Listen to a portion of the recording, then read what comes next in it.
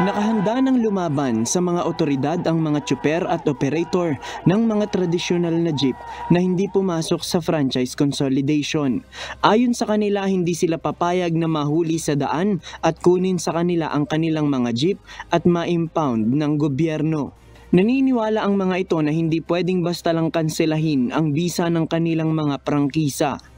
Hindi po namin ibibigay yun. Hindi po namin ibibigay dahil sa amin naman po yun. Ang sa kanila naman, pang-iipit lang sa amin. Eh bakit naman po kami iipitin? Tatanggalan nila kami ng hanap buhay. Darating ang panahon, sir, na hulihan, lalaban na po talaga kami.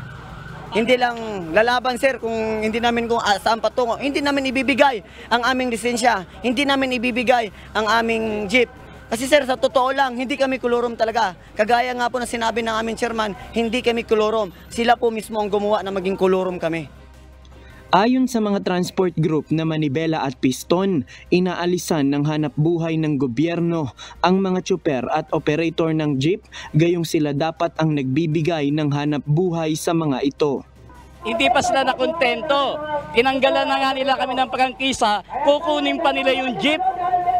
Tuloy-tuloy po ang pamamasada, ang paginitan nila, yung sinasabi nilang totoong kolorom. Ito, may mga prangkisa, sila ang nagtanggal, sila ang dahilan kung bakit naging kolorom. Pumasok kami sa hanap buhay, wala pa sila dyan, may mga prangkisa na kami, tinanggal nila, mga baboy sila, binaboy nila ang sektor ng transportasyon.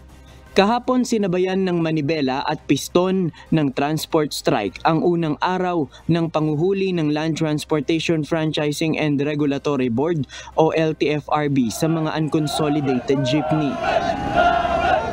Kinalampag ng mga miyembro ng dalawang grupo ang harapan ng opisina ng LTFRB sa East Avenue, Quezon City.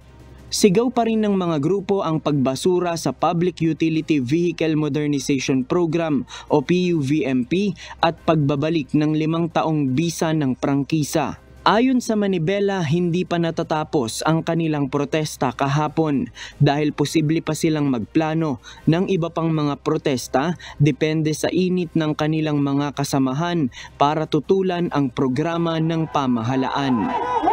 JP Nunez, UNTV, News and Rescue. Diyos ang aming sandigan, serbisyo publiko ang aming pinahahalagahan.